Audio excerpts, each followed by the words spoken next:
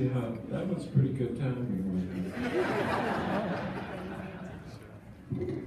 Ladies and gentlemen, brothers and sisters, friends, I have the honor and pleasure of introducing the Attorney General of the United States, Mrs. Loretta Lynch.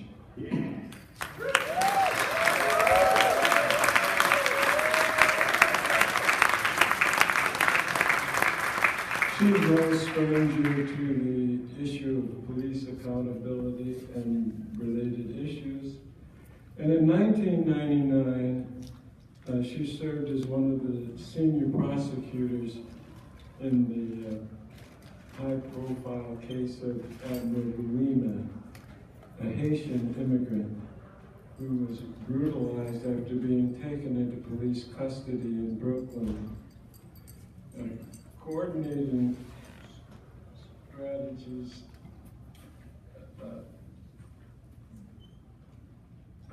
that included a surprise testimony from police witnesses, General Lynch and her team were able to secure a conviction.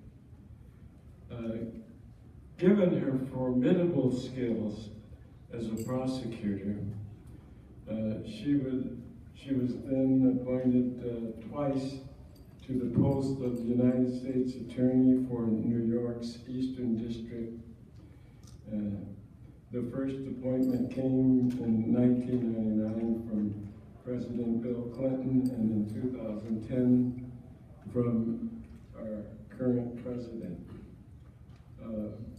With the resignation of Attorney General Eric Holder in November of 2014, she was nominated for the cabinet post by President Obama. In April 2015, she was confirmed by the Senate, making her the first African-American woman to hold the position of United States Attorney General.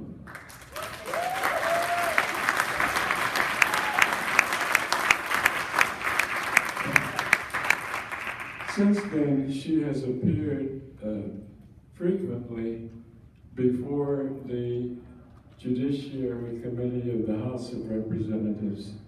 And I must say, she has, I won't say held her own, but she's explained in great detail to the mostly lawyers of that committee what she has done, what she is doing, and what she's going to be doing. And so, my friends, it's with great pleasure that I present to you Attorney General Lynch. Yeah.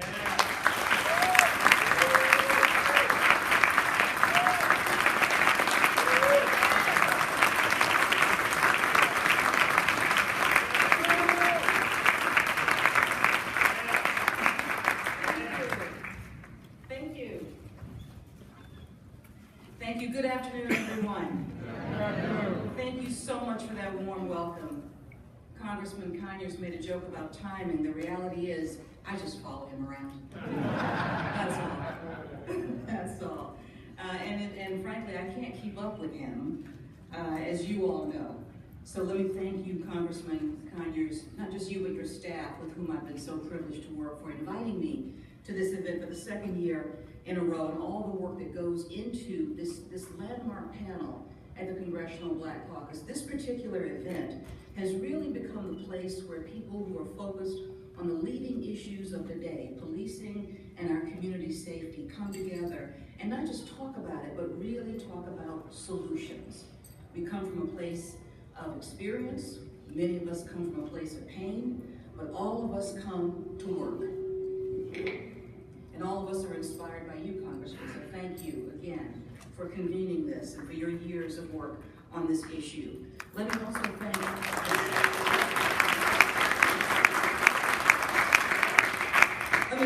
the panelists you're going to hear from today, including my colleague, Ron Davis. Ron runs the Department of Justice's Office of Community-Oriented Policing, or the COPS office. I could not do half of what I do in this arena without Ron.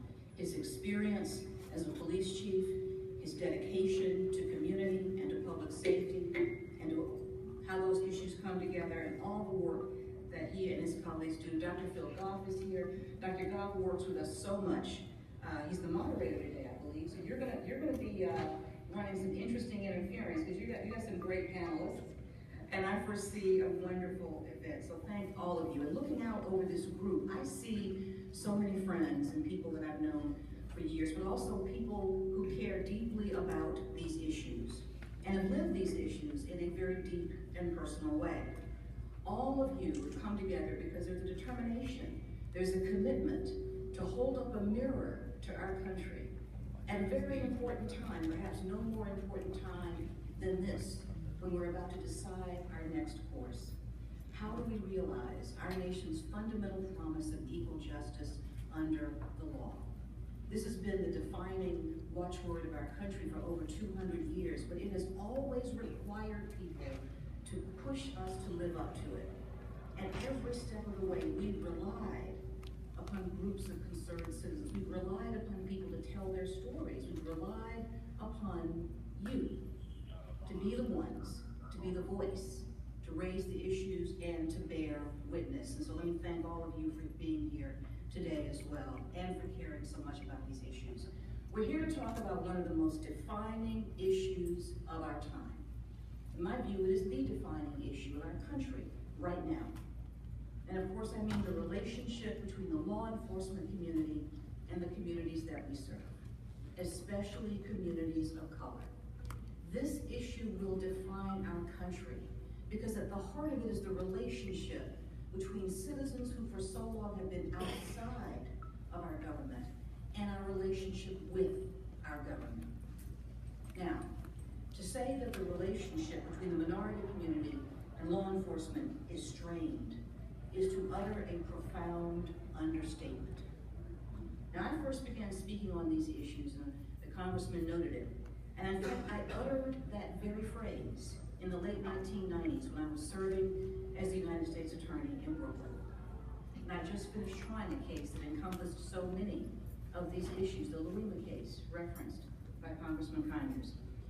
In that case, we prosecuted New York City police officers for their brutal assault and abuse of Haitian immigrant Abner Louima, as well as for their cover-up of their actions.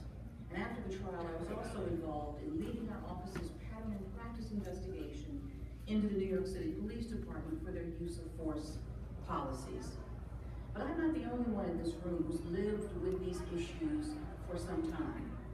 And someone actually asked me the other day, I was talking about my time in Brooklyn and working on that case and these issues and the change that I've seen, and we have seen change, and we have to acknowledge that and build on that. Someone asked me if I was discouraged when I looked at the current landscape and compared it to where we were in literally the last century. And I'm actually not. I know we all could be. I know sometimes we feel that way, but I'm not. First, because I work on these issues with all of you, and I will tell you that you renew my strength and my resolve every single day to keep going. Yeah. You do.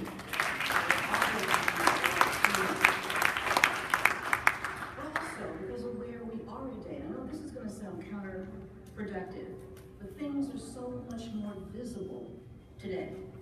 And we've all seen the viral videos of tragic loss. They have dominated our field of vision. They are painful to watch, to none more so than these victims' families, I know this. And the rhetoric around these issues has become harsh and divisive. But my friends, the very visibility of this problem has allowed us to move it to a level of dialogue that we did not have in the days when we were doing the Louima case. That's right. We did not have the exposure. We didn't have a video of what happened in East Flatbush, New York, that August night. We didn't have a video of what happened in the police precinct bathroom that night.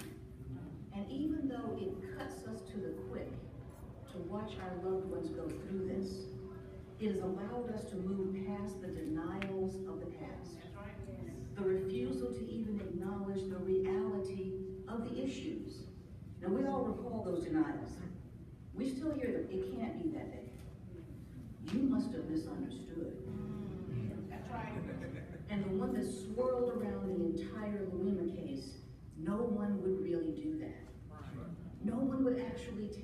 those actions. And perhaps that is a human response. But we are in a situation now where the world has seen what so many in the minority communities have been saying for years, for generations in the past. And for so many, and for me, this moment is reminiscent of the television images of the civil rights movement some 50 years ago, when it showed the harsh reality of the police dogs lunging at children, when it showed what life was like for people who only wanted to vote, when it showed police batons falling down on the heads of people who only wanted to go to school.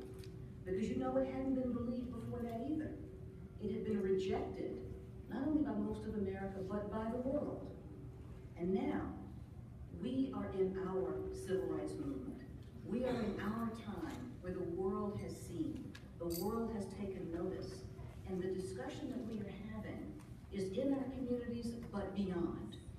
It is within our homes and outside of our homes. It has moved us to a place where everyone is talking about these issues because they cannot be ignored. And as painful as that is exactly what has to happen. That's the only way that progress is made. That's why Phillip Goff is able to talk about the research that he and his institute do, about the numbers that we have that show these issues and the real solutions that we're working on.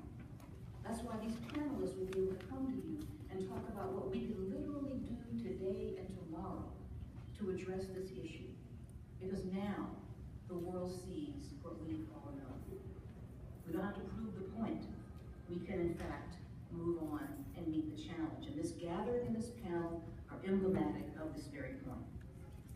But now, while these issues have been illuminated, they've been debated like never before, we all know that they haven't been solved.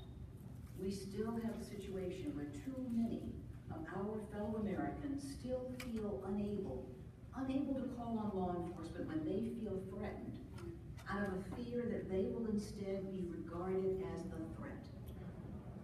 But now we also have a situation where far too many of our law enforcement officers, whose goal is to stand as the guardians of all of our communities, find themselves rejected and unsupported and even demonized due to the actions of a few. And in too many of our communities, public safety suffers because of this divide, and we lose sight of our common desire for security, for peace, and for justice.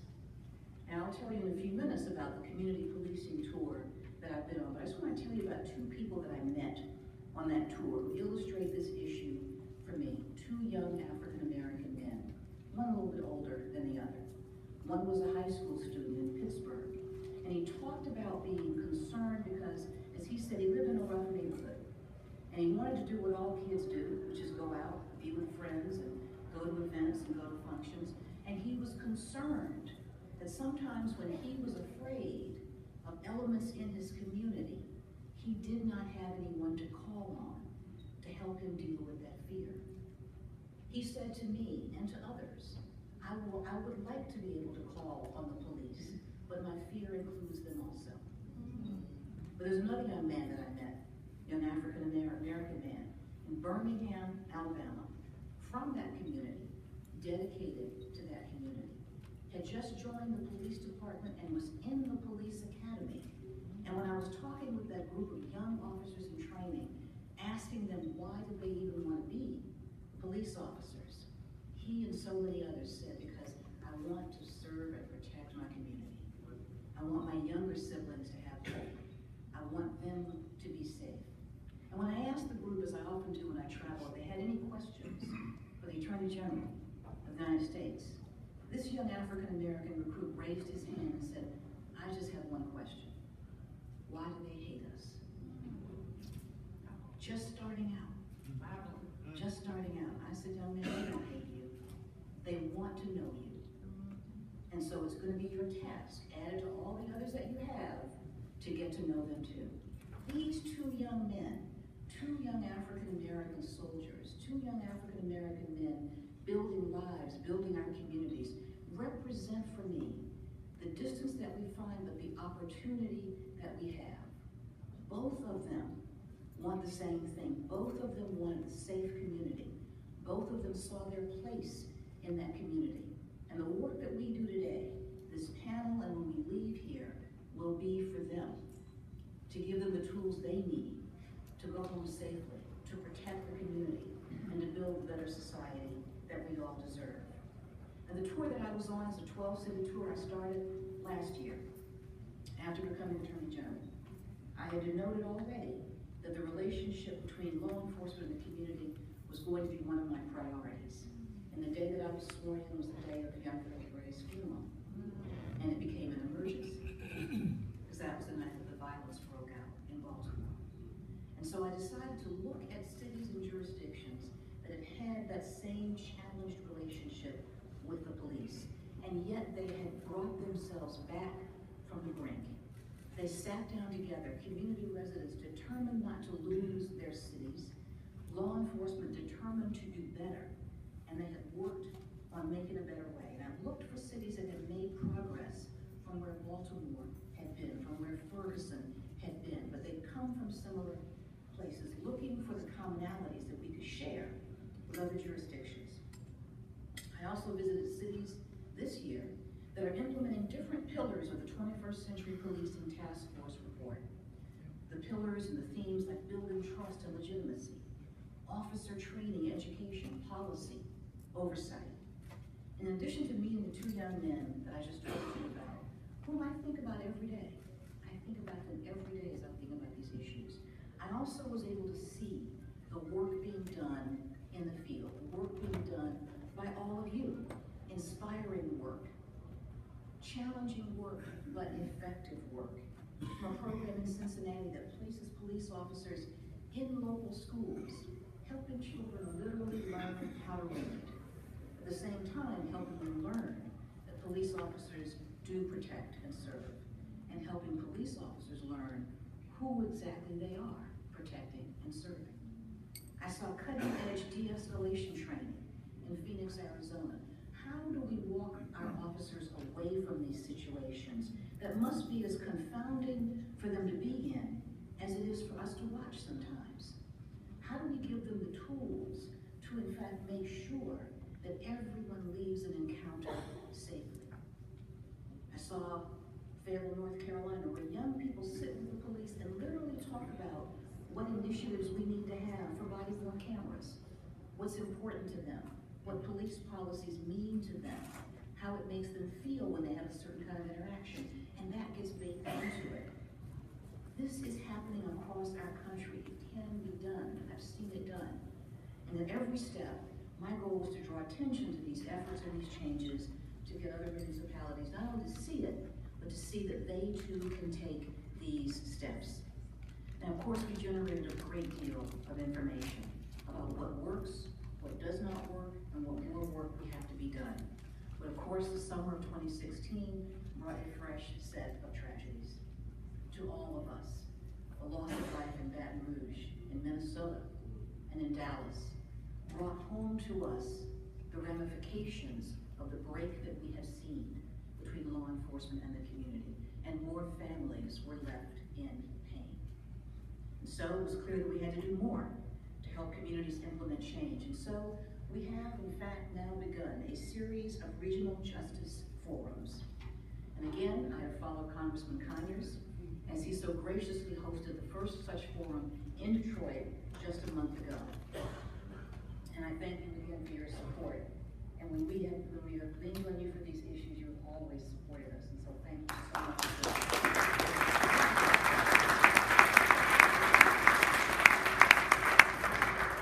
And in this instance, and we're going to have more, instead of talking about the work that had been done, we had a series of meetings in advance, and we challenged and directed every participant, whether they were a community member, a youth leader, or a member of law enforcement, to come to the meeting armed with at least two specific solutions that would make a difference. And that's what we discussed. It was a working meeting in the true sense of the word. And my Deputy Attorney General, Sally Yates, and I look forward to hosting additional meetings in the weeks ahead and using the suggestions and the ideas that we gather. Now, we at the Department of Justice are, of course, committed to not only lifting up the great work that leaders like Congressman Conyers and all of you are doing.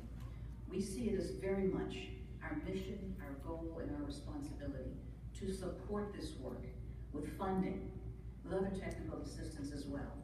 We have a series of initiatives going on that you'll hear a little bit about today, but again, we'll be relying on you to help us make them a reality. In 2014, we launched the National Initiative for Building Community Trust and Justice. And that's looking at training, it's looking at evidence-based strategies to encourage racial reconciliation, to reduce implicit bias. We all focus on this in the local field. We've also just recently directed that every DOJ federal law enforcement agency undergo implicit bias training, as well as all Department of Justice attorneys as well.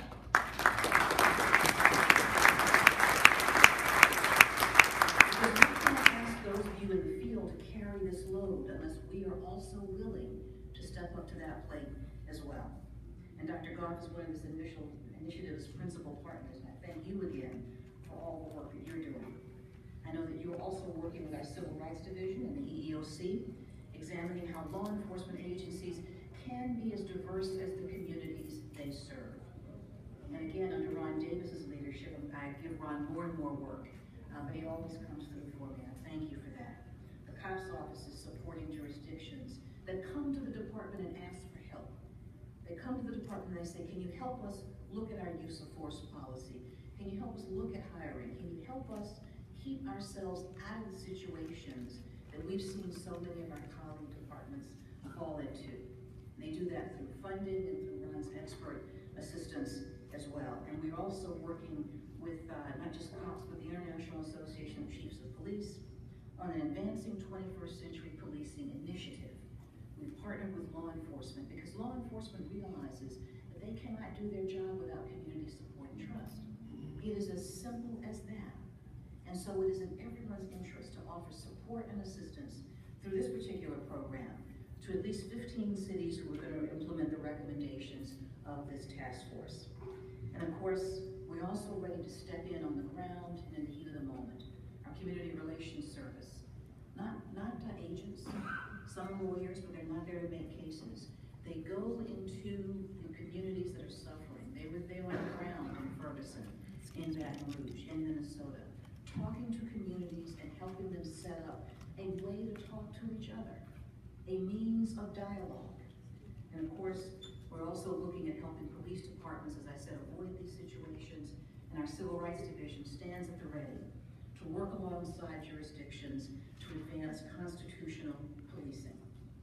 And just last month, the Civil Rights Division, another group that I'm continually tasking with more work, we just published the findings of our investigation into the Baltimore Police Department, which found that the Baltimore Police Department engaged in a pattern practice of unconstitutional conduct. This report was searing, it was hard to read, it was challenging, but it's been accepted by Baltimore, both the police department and city leaders.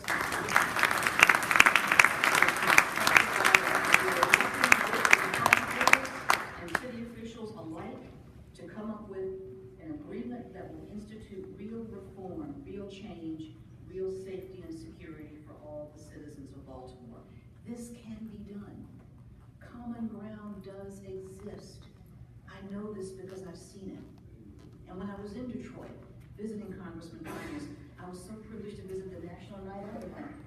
The National Night Out event brought together police and community members to dance, to laugh, to break bread, just to spend time together, to help us all realize that we're not always adversaries. And more often than not, we are neighbors. That's who we really are. We are all living in the same community.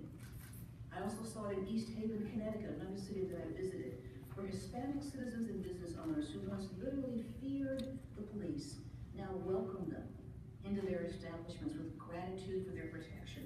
And police officers talk about the fulfillment they find in truly serving their community. And I saw it in Baltimore just a year ago, my first trip as Attorney General. And it was just a few days after the violence had finally settled down. But even though tensions were high, everyone I met, and I met police officers, I met elected officials, I also met young people so much on the forefront of this. And everyone, police and protesters alike, literally said the same thing to me in almost the same words. I am here because I love my city and I want to make it better. I love my city and I want to make it better. I can't think of a better expression of the ties that bind us all together.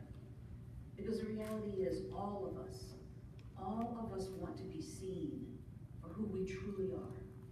Whether our uniform of choice is baggy pants or dress blues. And all of us want to live free of fear and violence. All of us want to raise our children in communities that are safe, that give them opportunity, that let them grow. And all of us want everyone to come home safely at the end of the day. These are the hopes and the dreams that bind us together as fellow Americans and also fellow human beings. All of us want the same thing. These are the goals that we will all share as we continue to press forward in this work. And because I believe that the hopes that we have in common are so much stronger than the threats, the divisions that threaten to divide us. I am confident that we shall overcome these challenges. We shall bring peace to our communities. We shall bring support to our guardians, and we shall emerge stronger and more united than ever before. So thank you for letting me spend a few minutes with you today. But more importantly, thank you for your commitment to these issues. Thank you for your dedication to the cause.